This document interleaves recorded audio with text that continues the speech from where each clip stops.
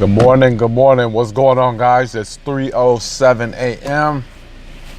I'm on my way to the gym right now. It is a Monday morning. Yesterday, I was thinking about something. And I don't know if yesterday would have been Sunday, so I'm not sure it had anything to do with what I heard at church. But it said this is how you should spend your day. You should spend your days praying and telling God your problems. Praying and telling God your problems.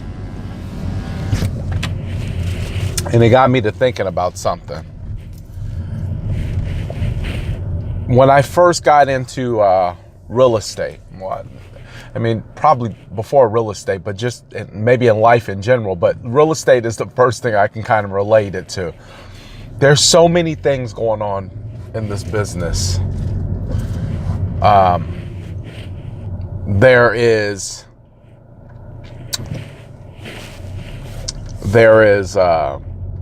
title companies, lenders, buyers, sellers, inspections, appraisals. There's, in my most recent incident, there's tie downs, engineer certs, seller holdbacks. There's a whole bunch of other things to it.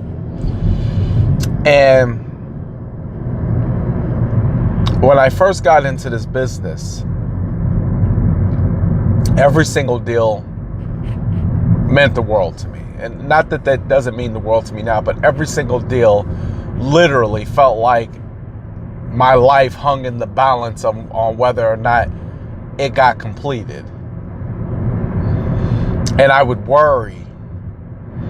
And I remember sometimes the lender wouldn't, respond to my email, or sometimes the other agent wouldn't respond to my email, or sometimes I developed this arrogant ego mentality where I wasn't going to talk to anybody, and things just got worse.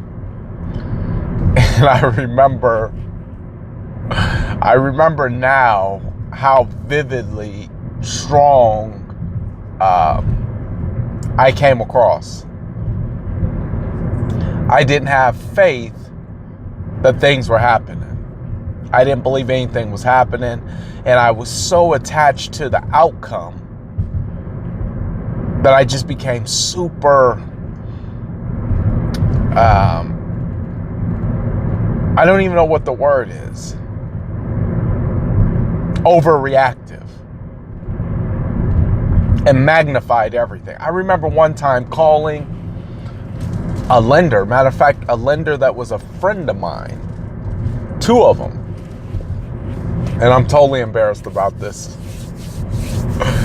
And I probably should apologize to them at some point. And I remember calling their supervisor and was like, yo, what gives? They're not talking to me. They haven't responded to my emails. I need answers.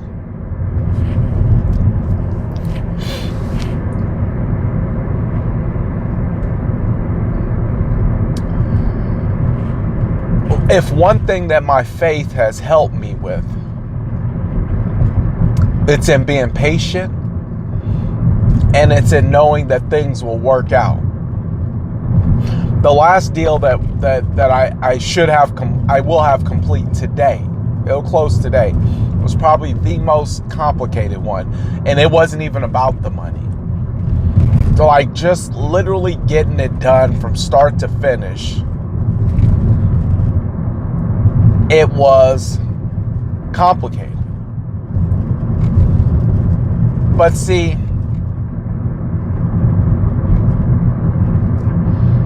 the old me would have been all up in arms about the outcome. The faith me looked at everything on the surface got the right inspiration on how to approach it, and went all in. And then faith the rest of it to completion.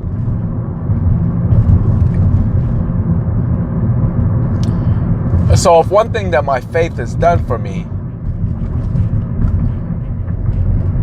it's allowed me not to worry about a lot of things. And what I've noticed is that the opportunity to handle it became more readily available because my faith believed that it was possible. I don't sit on bills, like electricity bills, SRP, water, gas, whatever the case may be. I don't sit on those. The moment I get them, and it may say it's not due for 2 or 3 weeks, I pay it. And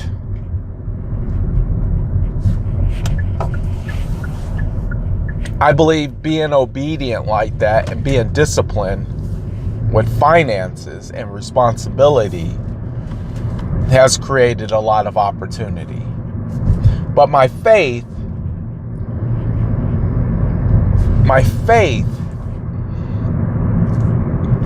has created a certain separation between me and the outcome. Whereas before I was attached to the outcome, and in the moment the outcome didn't look like it was going to be favorable, I went into panic mode.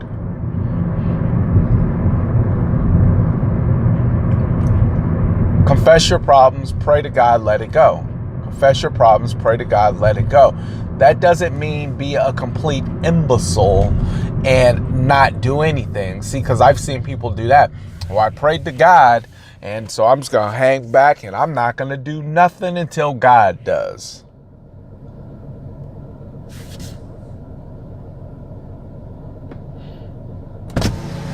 I've also seen people lose their houses with that mentality.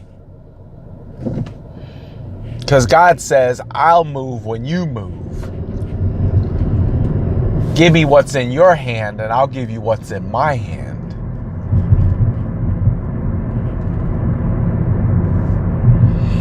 When you have faith, it allows you to get a little bit less gray hair. When you have faith, it allows you to take time for yourself. Because I love my time. This time in the morning, I love this time. I love this time for myself. And I'm thinking on ways that I could have this time more abundantly. And enjoy my life. And enjoy my time. And because life is short, so the most precious thing is something I can't buy. And that's a hard concept. So you got two concepts that you can adopt into your life that can make the quality of it better. And I was just listening to something by John Hagee, I think his name, and he was talking about God doesn't want you to be broke. How can you bless or help somebody else and you're broke? So get that poverty mindset out of there. You're not supposed to be broke.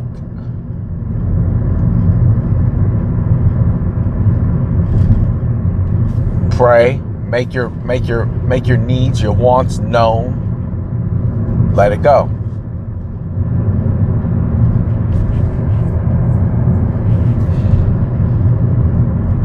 But also understand that each and every day that goes by is a day you cannot get back. You cannot buy a day back. You cannot borrow a day back. You cannot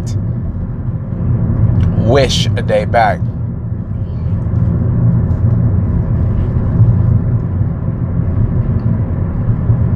So you have an option now. But my faith has allowed for me to trust that my hard work and my diligence will make it work out. It might not work out today. Might not work out right now. Matter of fact, I might even have to put in 5 or 10 years.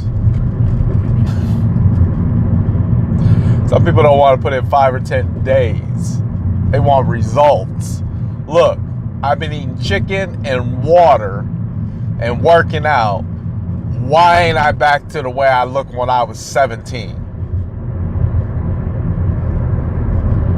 Even though it took you 20 years to put it on.